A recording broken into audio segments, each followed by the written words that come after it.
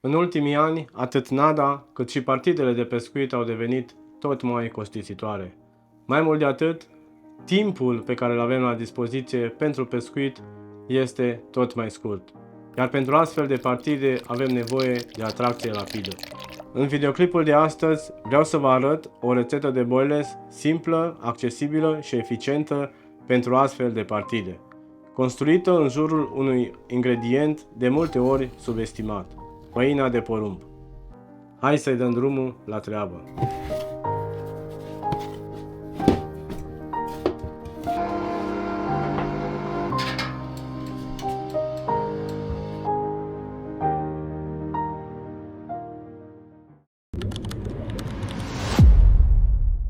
Rețeta este una foarte simplă și are puține ingrediente. Hai să începem cu partea uscată a mixului. Primul ingredient este făina de soia, din care o să adaug 150 de grame. Este o soia full fat, bogată în grăsimi și foarte bună, mai ales pe apă caldă. Ajută atât pe partea nutritivă, cât și la legarea mixului. Al doilea ingredient este laptele praf, din care o să adaug 200 de grame. Ajută foarte mult la solubilitate și oferă un plus de atracție în apă. Totodată ajută boilesul să rămână puțin moale, fără să își piardă structura. Al treilea ingredient este semolina, din care o să folosesc 150 de grame. Semolina este practic un griș foarte fin, care ajută mult la structura și duritatea boilesului. Iar dacă nu ai semolina, poți adăuga și grișul clasic. Până acum avem 500 de grame din mix, iar restul, până la 1 kg, este format dintr-un singur ingredient: făina de porumb fermentată. Un ingredient deja testat, care mi-a adus rezultate foarte bune în partidele de pescuit, iar în această rețetă folosesc varianta uscată. Am lăsat făina în recipientul de fermentație, iar în timp apa din compoziție s-a evaporat. Chiar și așa, făina și-a păstrat foarte bine partea atractivă obținută prin fermentație. Adaug 500 de grame din acest ingredient. Dacă nu ai văzut modul de fermentație al acestei făini, găsești un link în descrierea acestui videoclip. Aici avem compoziția completă a mixului, mai exact 1 kg. Urmează partea lichidă, una extrem de importantă, mai ales în partidele scurte. Și asta pentru că lichidele sunt primele care transmit semnale peștilor și ne pot ajuta ca aceștia să găsească mult mai repede zona nădită. Vreau ca boilesurile să fie tari, iar pentru asta o să adaug 100 de grame de pudră de ou E60 în locul ouălor clasice. Astfel pot adăuga mult mai mult lichid în rețetă, fără ca boilesurile să își piardă structura sau duritatea. Este un ingredient foarte bun atât pentru boilesuri tari cât și pentru bile solubile, iar despre această temă găsiți un videoclip dedicat pe canal. Adaug pudra peste mix și amestec foarte bine toate ingredientele.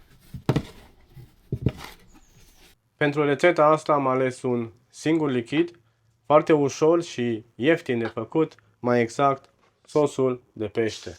Poate vă întrebați ce cantitate o să folosesc din acest lichid, însă sincer nici eu nu știu. Am pregătit 500 de ml. O să adaug treptat peste mix până ajung la consistență dorită.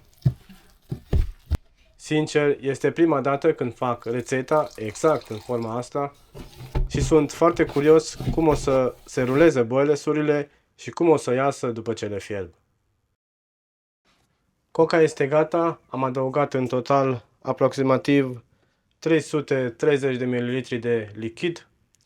Mai lăsăm puțin ca ingredientele să tragă acest lichid, iar apoi urmează un lucru foarte important: rulatul și fierberea boilesurilor. Așa că ne vedem imediat.